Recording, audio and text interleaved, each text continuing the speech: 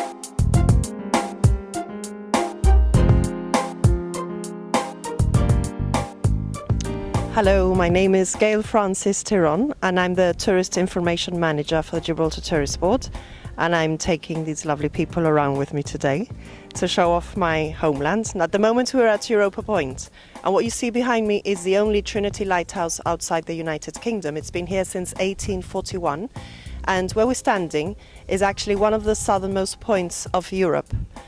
So many a tourist comes here because just to say where they've been at this strategic location on the rock.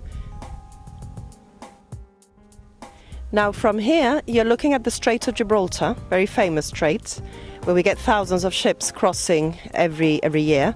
And the mountain you're looking at behind me, that's the Mount Sidi Moussa.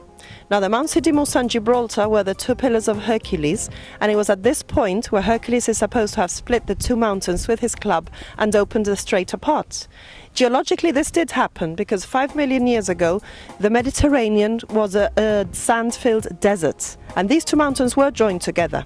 Now, the strong force of the Atlantic made a crack through the mountains, and you had the largest waterfall the world had ever known, which was the Atlantic Ocean filling up the dry Mediterranean basin. From here, you're looking at three countries: Morocco, Spain to my left, and of course Gibraltar, where we're standing.